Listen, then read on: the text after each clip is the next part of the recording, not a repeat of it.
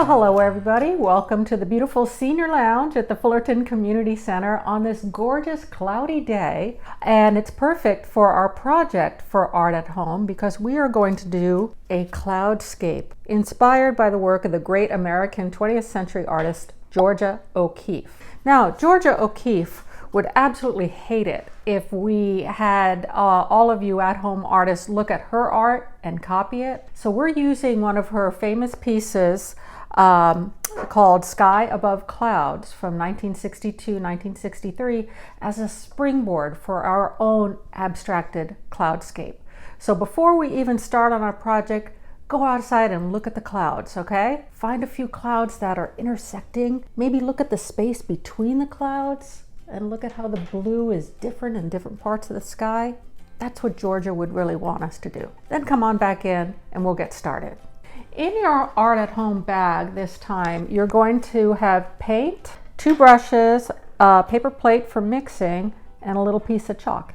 In addition to these items, you're going to want some water, some paper towels, and something to protect your work surface. Okay, so let's get in close and I'll show you how to make your own Georgia O'Keeffe inspired cloudscape. Well, Georgia O'Keeffe was born in 1887 in Wisconsin, but she lived much of her life in New Mexico, broad expanses of beautiful sky. This series of paintings is based on her very first trip in an airplane. I know most of us probably can't even remember our first airplane trip because it's become so much a part of modern life, but it made quite an impression on Georgia. Take the top part of your canvas, moisten it a little bit. You want it just to be a tiny bit shiny, kind of satiny shiny with water. Take some of the blue paint and get the top in there. See what I'm doing is sort of cleaning off the brush. Some white, mix it in there, dab it off again. Here you can use a little bit of water. And then ever so slightly, we did this beautiful, with the help of the Girl Scouts of Orange County, we assembled your kits this time. This beautiful sort of yin-yang going on here with the red and the yellow, tiny little bit. Oh, and that's way too much, so I'm going to dry off my brush. So keep blending that in. Use the white to blend it in. You see how I did that? I took some more white and then went over it. This is acrylic paint, and as you notice, we didn't use great big globs of it, so it really will only take maybe 30 to 40 minutes to dry. So here we are, magically, it's all dry. So now we're going to do the sky and the clouds. Of course, this is the sky too, but what Georgia was looking at was the layering of the different parts of the sky that you see when you're way above the horizon and you're seeing it just going back off into an expanse, kind of like you're looking into the ocean. All right, so here we go. Here's our ocean of sky. You can use a little bit of water here to help with flow, but not a whole lot. Take it all the way up to the edge, but leave a little bit of space there. I'll show you what to do with that in just a minute. All right, we've got some good blue going on here. I'm gonna add a little bit of white in there. Bring it all the way up to the edge. If you can do it with your brush all the way to the edge, great. If not, you might want to switch to the smaller brush. So in order to get the really crisp, clean line,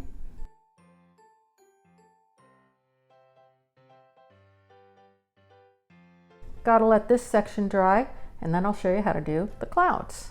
Well, now our canvas is dry and it's time to do our clouds. You have a piece of chalk in your kit, and this is going to help you plan out how to put your clouds on the cloud layer here. You also have an example of Georgia O'Keeffe's reproduction of the Sky Above Clouds #1. Don't copy this. That's not what Georgia would want us to do, but do notice, observe it and notice how the clouds are, larger in the foreground and they become smaller and more flattened out as they recede into the background. And also take a look at the blue, the beautiful negative space, and how your eye travels around almost like it's a little maze. So using that as a springboard, proceed to put in your clouds and into the background, smaller and smaller. You can even do a cloud going off the edge. So this is just one section, all right? So we're going to use our smaller brush, this little guy, but clouds are never just white.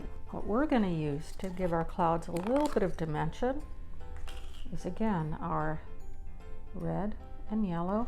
Just the tiniest bit. A little red goes a long way, remember that? Notice I'm doing small circular motions with my small paintbrush. And then go back in, blend it with white.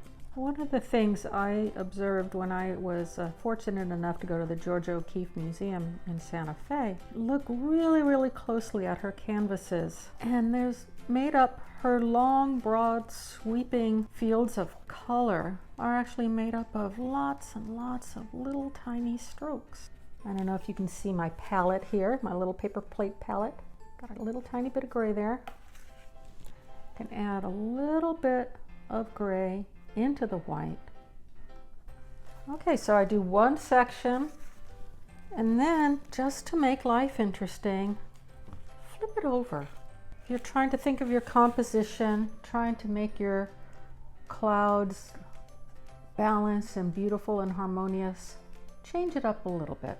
Put in some of your clouds with the canvas flipped over like that. And so on. Just keep going, working in sections. Don't try to chalk in all of the clouds and then paint all of the clouds. Do it by section. It'll give you a better idea of how it's all going to come together. And then follow the same steps, painting them in with white, giving it a little bit of dimension by mixing the orange, and then putting the tiniest bit of black in a stroke or two towards the bottom. And keep doing that. This is going to take a little time, but it's so going to be worth it because you're going to have a beautiful cloudscape when it's all done. And there you have it, the finished product. We've got a beautiful skyscape reminiscent of flying over the clouds and looking down at the layer of clouds and down to the dark blue of the sky. And if I can leave you with anything, it's the wonder of the natural world that so enlivened the life and work of Georgia O'Keeffe. Well, thank you for joining us for this exploration of the work of Georgia O'Keeffe, great American artist. I hope you learned a little something and had some fun, and I hope you ended up with a masterpiece that you can share with us by hashtagging us on your social media, hashtag FCC Art at Home. Many thanks to the Girl Scouts of Orange County for helping out with this Art at Home. They helped assemble the kits and also learned a little bit about color mixing, color theory, and Georgia O'Keeffe. So great working with you, Girl Scout. And thank you to Leslie behind the counter. And thank you to the Senior Library for Encyclopedia of Organic Gardening, which pinch hitted for our easel today. And I hope you guys stay creative. I hope you have fun, and we'll see you next time at Art at Home. Thanks. Bye-bye.